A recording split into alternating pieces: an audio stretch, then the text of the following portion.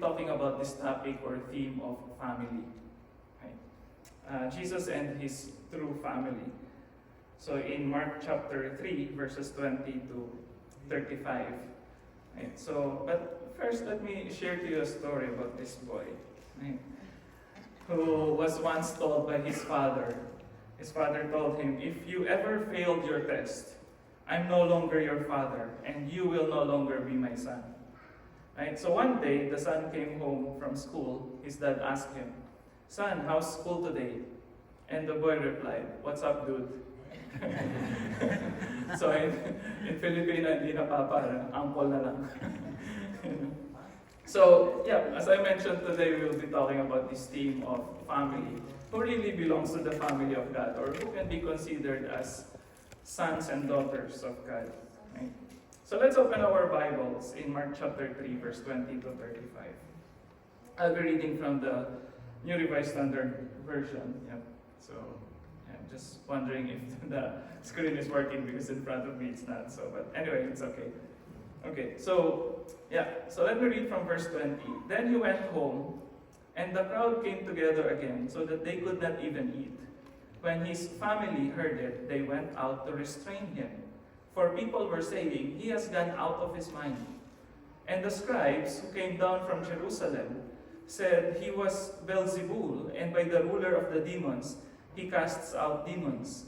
And he called them to him and spoke to them in parables. How can Satan cast out Satan?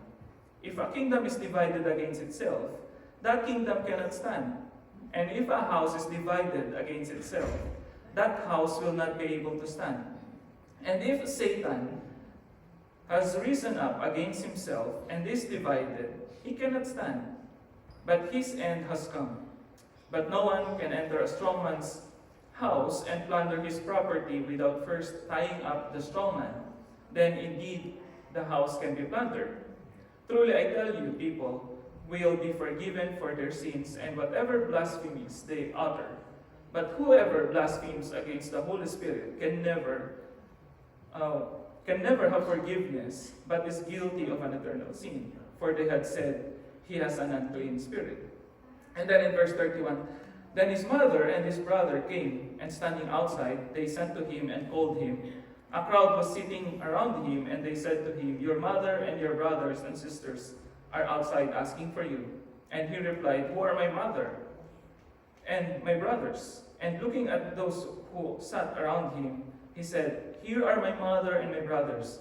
Whoever does the will of God is my brother and sister and mother. So I'd like to point out that this story, okay, it seems like the theme or the mood of this story is very apparent. Right? It was the time when Jesus was misunderstood by his own family. And the scribes or the teachers of the law in their time, considered to be the religious leaders, the elites in their time, right, accused him of being possessed by the demon. But you will notice that in the conversation, from verse 20 to verse 35, the topic revolves around this theme of being a part of a family. Right? So, if you're going to make an outline of this passage, this is how it would look like. Right? Verses 20 to 21, you will see there, Jesus' family was worried about him.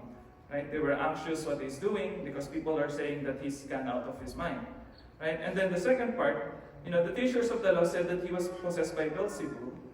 Okay? And then the third part, Jesus mentioned about the parable to explain the illogical fallacy of the argument or the accusation being made to him against him by the teachers of the law, right? So he gave this parable about Satan's house, which is also about a family that is divided, right? And then after that, Jesus condemns the teachers of the law, right? So after the teachers of the law in this time, accuses him of being demon-possessed, Jesus said that what they have done is unforgivable because they have blasphemed against the Spirit.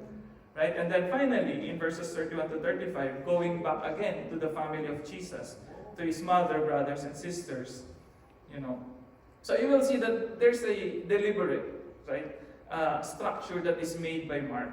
It's a literary style that Mark is doing to highlight the importance of family in the ministry of Jesus. And you will also notice that before this story, if you look at chapter 3, verse 15 to 19 of Mark, you will see there how Jesus has chosen the 12 disciples, right? His 12 disciples. So it seems like what Mark is showing here is that he's showing Jesus like the new Moses of their time. He's starting the new family of God, creating the new Jerusalem by starting with electing these 12 disciples who represents also the 12 tribes of Israel.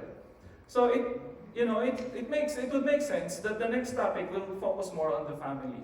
So as I mentioned from last Sunday, we were talking about this month, we will be talking about the supremacy of Christ. We've talked about Him being the Lord of the Sabbath, and prior to that, I've discussed to you about how Jesus, or how this Christian movement, transformed the Jewish feast of Pentecost to make it center on Jesus Christ and the Holy Spirit and what He's doing in the church. Right? So here's another theme that shows the supremacy of Jesus as the one through whom, or through this person, as the new Messiah, through whom the family of God is being reorganized, or being rebuilt, or restored. Right? So now, there's another question that may be lingering in our mind, is that, why is family so important? That even in the Bible, in the New Testament, right, we tend to think of salvation as Christians as about our individual salvation. That when we die, we will go to heaven, or we will live eternally with God. But when you read the Bible, it's not just about individual salvation, but the Bible talks about salvations of families, of communities, of peoples, nations, and the whole world entirely. And if you will look at the book of Genesis, especially in the Old Testament, Jesus was concerned about saving all peoples, all families of the earth. So salvation is not just about individual salvation. It's not just about going to heaven when we die, but it's about the restoration of God's family on earth. The bringing together of all people under God.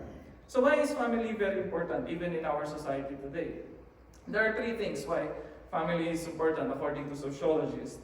Number one, families where our identity and values are formed. It is the first place where people are molded, where we are shaped. Our ideologies, our theology, our principles, our morality. It's a place of formation for people, right? Identity and values formation. Like, what is our identity? Yes, we are Filipinos, we are Christians, those things, right? Those are the things that children ask their parents, right? Another reason why family is important, because family is created for support and security. You will notice that in the ancient times, even in the Bible, the main reason for security, or the main source of security and provision for people, is to have their family bigger, to enlarge their family. Right? Because in the Old Testament, or in the ancient times, in the time of the Bible, there is no, government like what we have now. There's no police, there's no army, there's no all the intricacies of modern society. No farmers, but everything is made, or everything is conducted through families. That's why in Psalm chapter 27, it says there that children are like arrows, in the quiver of a good, warrior. Because, children is supposed to protect the family, to protect the wealth of the family at the same time, to help their parents in farming, etc. So basically, family is created for support and security, and to make the land prosper, to make provisions, for humanity and human beings to survive. And lastly, family is very, very important because it is also the very foundation of every society. Every society is built on families, right? So a strong community or a strong society is determined, by the strength of each member or each family that comprises or composes that society, right? So those are the three major things. Now let's look at this passage in Mark chapter 3, and let us see how Jesus' family was described for us, right? And it's quite interesting, we will notice, because the first thing that we'll mention in Mark, without going to the story of his childhood in Matthew and Luke, in Mark, the first mention of Jesus' family here, aside from John the Baptist, is here in Mark chapter 3, verse 20, where his family misunderstood him. That when the first character, when Jesus' family, was introduced, the description about them is that they were, they misunderstood Jesus to be the Messiah, right? So Jesus was accused by people, and his family was also worried because they were worried that maybe people are right, that maybe Jesus was indeed going mad, right? And in the New Testament, it seems also very common. If you look at Mark chapter 6 and Luke chapter 4 verse 24, you will see here how Jesus expressed his disappointment and frustrations. That even in their time, prophets are normally rejected by their own countrymen. Ng mga kalahi nila, ng mga kababayan nila, even by their own family. And during in the New Testament times, that's Mark chapter 6, verse 2 to 6. We will not read the entire passage, but I just highlighted what Jesus said, that prophets are not welcome or are not without honor except in their hometown and among their own kin and in their own house. In other parts of the country, prophets are respected, but in their own homeland or in their hometown, they are not accepted. Just like here in Luke chapter 4, verse 24. Right? And if you look at Luke chapter 3, you will see here how in the New Testament times, belonging in the family of Abraham was very important. But apparently, for the gospel writers, if people do not repent and believe in the gospel about Jesus, being a descendant of Abraham, means nothing for them. There is even a threat that they, or these Jews, will be cut off. Look at this passage in Luke chapter 3, which is also repeated. Do not begin to say to yourself, we have Abraham as our ancestor. For I tell you, God is able from these stones to raise up children to Abraham. Even now the axe is lying at the root of the trees. Therefore every tree that does not bear good fruit will be cut down and thrown into the fire. So it seems like, for some people, they are proud of their ancestry. They are proud of their family names. Right? But here, it seems for the gospel writers, it's not something that you should rely upon. Don't just rely on your last name, whether you are called like Molito. I wonder if I will be proud about that. Right? But my middle name is Manalo. Manalo is the Tagalog, and in English it means winner. So even if I feel I'm a loser sometimes, I just look at my middle name, it says I'm a winner. Right? I'm a Manalo or something like that, right? So our identity, our belonging to a family, sometimes brings us pride. Brings us a sense of security even. Lagi family ko na lang gagamitin ko example, right? So the last name of my wife is Lopez, right? So sometimes we tease each other, and in the Philippines, Lopez are big, rich families or something like that. But, I'm not saying that my wife is rich, but, sometimes namumutang ako sa kanya. Madalas pala. But anyway, so, sometimes, our family belonging makes us proud of ourselves. Make us feel that we are secure, we are protected and everything. But for Jesus, belonging to the family of Abraham is not a guarantee, for these people that you will be saved. Unless you repent and unless you believe in the gospel. Look at another conversation between Jesus and the Jews in John chapter 8. This is interesting how John, the writer of the fourth gospel, expanded this dispute about belonging to the family of Abraham. You will see in John chapter 8, there's a conversation, there's a dialogue between Jesus and the Jews. Right? And it seems that the Jews are claiming that they were never slaves, because Jesus said in John chapter 8, verse 32, you will know the truth and the truth will set you free. And then the Jews would say, we were Jews, we belong to the family of Abraham, we were never slaves. You can see the pride in their arrogance there. But, it seems like they forgot their history. That they were slaves in Egypt before. So they said, we were never slaves because we are descendants of Abraham. And then Jesus said, if you are descendants of Abraham, you should do what your father did, right? You should do what you have heard from the Father or from God. But on the contrary, these people are against Jesus, right? And then the Jews would say, Abraham is our father. And then Jesus said, but you are trying to kill me. This is not what Abraham did. Kung sino yung tatay mo, yun dapat yung gayahin mo. You should follow after your father. Abraham never desired to kill me, right? So, and then they said, we are not illegitimate children. We are not adopted. God is our father. So they were claiming that God is our father. But when Jesus said that He is the Son of God, they get angry, right? So, what did Jesus say in verse 44? Your father is the devil, a murderer and a liar. You see the gravity of the words of Jesus here, accusing the Jews of being sons of Satan or children of Satan, because they are murderer and liars. So the Jews said, you are a Samaritan and have a demon. And then Jesus said in verse 58, before Abraham was, I am. And that ended the conversation because the Jews started to pick stones to kill Jesus. Because they cannot respond to what Jesus is telling them. That they being children of Abraham means nothing unless they believe in Jesus, unless they understand the message of Jesus. So apparently in the Gospels, bloodline or ethnicity is not the real basis for belonging in God's family. Rather, it is by believing in the message of Jesus as God's prophet and son. So the problem of in Jesus' time, is that they do not understand the real message of Jesus, and they cannot acknowledge him as their Messiah, as their prophet. And same thing with many people of our time. So for Mark, he's showing his readers the problem with people misunderstanding Jesus. Starting with his family. That they cannot understand his message as God's prophet and Messiah. Well, for many families, misunderstanding is very normal, right? So, I will not use our family again, to save myself. Okay. But that is why we need to communicate, right? We need to listen to each other. We need to hear the message rather than just, speak.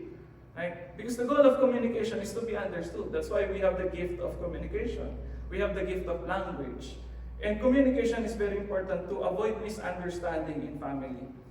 Sometimes lack of good communication in the family also causes problems.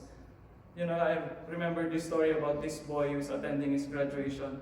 Maraming graduation sa Philippines, right? So he has this new pants that he tried, but the pants was long, right? And he wants it to be cut. Right? He wants to cut it short, but he cannot. So he asked for his mom, and his mom said, I'm busy, I cannot do that. And then he went to his father, and then father said, I'm busy at work, I cannot do that. Go to your ate, And then he went to his big sister, and his big sister is also busy at school. And then he went to his big brother, and then his big brother said, I'm sorry, I have to spend my time with my friends. I have to hang out with my friends, right? Cannot do that. And then this boy, he slept, with his pants, clutching his pants, and, he doesn't know what to do. And he was tired asking people for help. And then when his big brother saw him, the big brother was, he felt sorry for this young little brother. So he cut the pants and he sewed it, right? And then he left. And then comes the sister, and he saw his little brother. You know where we are going, right? So, he felt sorry for his younger brother, so he cut the pants, and then he repaired him. And then the father also saw his young son. And then the mother saw it too and did the same thing. So on graduation, he got short pants. So, but, there's a problem even when, people don't communicate, even inside the family. Sometimes we feel that, when we are quiet or silent or, there's no argument in the family, we're okay. Right? But silence even in the family, without proper communication, it can also be a problem. Right? So the problem is not just misunderstanding and miscommunication here, but there is also this problem of name calling. You see the problem of the teachers of the law, the scribes, accusing Jesus that you are demon possessed. Right? And people calling him crazy or mad or, you're a freak or something, right? So it also happens in our families, right? When we are mad, when we are angry, we call names to our family members. We call them names. We insult them, right? We accuse them of a lot of things. And it's sad when you see this happening in our families, right? And Jesus also experienced this. The people in Jesus' time are not just rejecting his message, but they are actually insulting him. Calling him all sorts of lies and slandering his name. Right? So how can this be overcome? Again, we need to go back to the message of Christ. Misunderstanding can be overcome by properly listening to one another and making communication open for one another and being truthful with one another. Just like what Paul reminds the believers in Ephesians chapter 4, verse 15. Right? In Ephesians chapter 4, verse 15, it says that you speak love and truth to one another. Right? But speaking the truth in love, we must grow up in every way. This is how the body is built up. By speaking the truth to your neighbor, by speaking truth to your brother and your sister, by being open with your communication and being honest and finding a safe space when you communicate yourself. Right? So the second part, or the second thing we notice in this story is how Jesus is not just misunderstood by his family, but how he is also causing disunity in the family.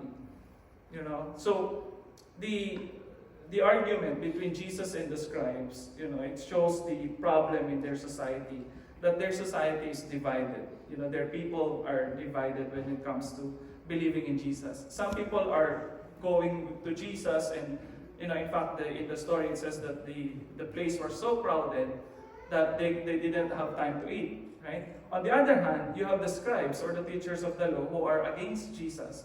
So their society, that these people who are supposed to belong to one family, the children of Abraham, so-called, right? But they are also divided. And you will see that their division is caused by their own ignorance. Right? And in the story, in verses 23 to 27, you will see how Jesus highlights or underscores the unreasonableness of these people. He exposes their illogical accusation, that Jesus is being possessed by a demon. So Jesus said, Satan cannot defeat Satan by, attacking his own family. Right? Therefore, it is the teachers of the law who are actually not thinking straight in this story. Right? So he's warning his disciples, right, not to be like these people who are divisive, who accuses others, just like what they're doing to Jesus. These people will not hesitate to attack anyone who disagrees with them, and they will not even hesitate even to kill someone, an innocent person, just like Jesus, right, just to have their way. So Jesus told his disciples that should not be the case in any family. That a family should always be united. It should always be together, right? Just like in the movie Planet of the Apes, right? Apes together, strong, right? So you have this kind of message that Jesus is sharing his disciples. He compared the accusations of the teachers, to if Satan will attack himself, he will not prevail, right? So a family that is disunited is not a strong family. So if you'd like to have a strong family, your family should be united. But there's a problem here with, not a problem, but I just like to make a comment about unity, this idea of unity, is that sometimes we tend to think about unity, when we say unity, that everyone is in agreement, right? That everyone should do whatever the other people are doing, or, some people tend to mistake unity for compromise, or they tend to mistake unity with uniformity. Like for example, in a school, people would wear the same clothes or same color of shirt and everything. That's uniformity. But deep inside, you will not know whether they are really united unless they share the common conviction, unless they share the common passion. Right? So even in Jesus' family, it's not just enough that we appear the same, we look the same, we have the same haircut or whatever, right? But it's important that our minds are united, that we are one at heart. We share the same passion for people, that we share the same conviction and beliefs as a people of God. Right? So there's an underlying problem with the people in Jesus' time that they are divided by their own ideologies. Right? Some believe Jesus while others don't. Jesus then, speaking in parables, reveals this problem. Because when he speaks in parables, it's only the people who belong to his family that can understand him. Speaking in parables, sometimes these parables are alien, or it's hard to comprehend for those people who are outside. That's why in Luke chapter 12, this is what we see. Jesus speaking to his disciples, I have come to bring peace to the earth. Do you think that I have come to bring peace to the earth? No, I tell you. But rather division. From now on, 5 in one household will be divided, 3 against 2 and 2 against 3. They will be divided, father against son and son against father, mother against daughter and daughter against mother, mother-in-law against her daughter, and mother-in-law against daughter-in-law against mother-in-law. So this is not a warning for those who have mother-in-laws. Just like to clarify that. But Jesus here is speaking in parables, in metaphors. And he's saying that sometimes his message causes disturbance, in the family, controversies even. When people disagree with regards to following him. And that this is also what's happening in their time. But the irony is here is that when people are divided and people, some people would reject Jesus and dislike Jesus while others believe him, when you come to Jesus, when you have faith in Jesus, Jesus brings you into another family. He gives you a better alternative. Right? So he's not really talking about literally dividing the family, but he's showing the people the reality that sometimes having faith with Jesus or believing in Jesus can cause disharmony in the family. But of course, by his grace, we pray that eventually this disharmony will be solved. And ultimately, the family will be reunited by faith in Christ. So if there's common faith in Jesus, there's also unity, and that is what we are after. Look at Ephesians chapter 2, verse 14 to 16. And I like how the Good News Translation translated this. For Christ himself has brought us peace by making Jews and Gentiles one people. With his own body, he broke down the wall that separated them and kept them enemies. He abolished the Jewish law with his commands and rules in order to create out of the two races one new people in union with himself. In this way, making peace. By his death on the cross, Christ destroyed their enmity. By means of the cross, he united both races into one body and brought them back to God. So this is the goal. This is the ministry of Jesus, to reconcile all divided family to himself. Breaking the walls that divides families, breaking the walls of hostility and enmity and anger. Right? Unity makes a family strong, as I mentioned. But this unity must be based on our faith in Jesus and his ministry of reconciling the world. He is our ultimate peacemaker. He is the one who brings peace in the family because of what he did by offering his life as a sacrifice. Right? Finally, we see in the narrative how Jesus reveals his true family. Right? In verses 31 to 35, you see here, Jesus family trying to restrain him according to the translation by NRSV, right? And it seems like they are worried because, there are some reasons why his family is misunderstood him. First, some people would say because they are unbelievers. They don't believe his message. Others think that, Jesus' family are afraid of what his enemies might do to him or to them. They know that Jesus is causing too much controversy in their society, so they want to stop him. They don't like Jesus, going out and preaching against their leaders because, maybe one time red tag siya, barilin siya, isalvage siya, right? So, it could happen to him. So maybe his family is so anxious about his safety. That's why they wanted him to bring him home. Or in other words, perhaps his family wants to take Jesus away because they do not really know who Jesus is. They do not yet know what his message and his ministry is. So Jesus claimed that his true family are those who do the will of God. And this is the ministry of Jesus, to show who are the people of God really is, or who really are. Right? These are the people who listen to his word, who sits down with him. He points at the people in the house and he said, these are my mothers, these are my sisters and my brothers, those who do the will of God. Those who listen to my word. Who lived out his message. Who apply his message in their day-to-day life. Especially his commands to love one another. People who long for the kingdom of God. The people are there listening to Jesus because they believe Jesus to be their Messiah. That the kingdom of God will happen through him. And he is the center of the kingdom of God. Right? So that's why they are here. So to follow or to do the will of God means to recognize that Jesus is our Savior, our healer, our sanctifier, and he is our coming King. Thank you, Belma, for reminding that this morning as we start. Right? So in other words, Jesus was creating a new family under God. People who do the will of God, but it's not always easy for the true family to do the will of God. For those who follow the will of God, Jesus, when Jesus said that my family is those who do the will of God, he's also expanding his family, not just limited to biological or ethnicity, right? So, there's a question here. Who is your family? Is your family strong? Is your family faithful? Is your family doing the will of God? A strong family should be doing the will of God, but it's not always easy.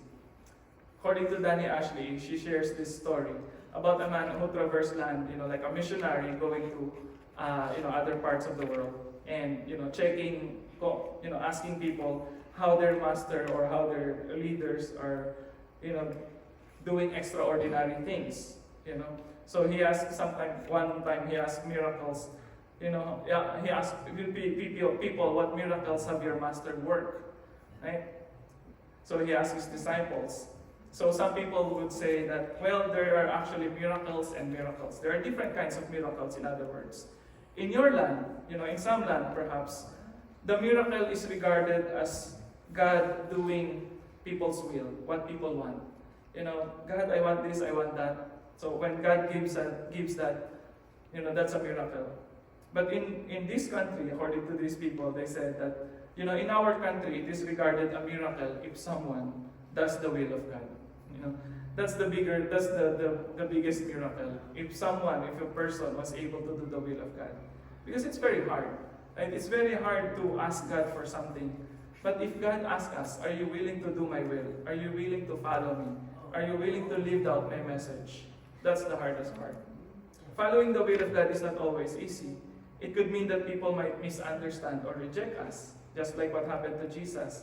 They can accuse us of becoming mad or crazy, or being possessed by a demon. But if we wish to build a strong family and communities, we should strive to follow the will of God. That is the Lord's Prayer. Right? The kingdom come on earth as it is in heaven. Thy will be done. Right? So in conclusion, as a church, family is important. You know, family is everything. So, as a church, this is our conviction. Jesus is the head of our family. No one else. You know, He loves His family. He cares and protects for His family. He offers His life for His family. Therefore, He should be the head of the family. A family is a place of belonging and protection. You know, it should be a safe place, safe space for everyone, especially for those who are weak and vulnerable.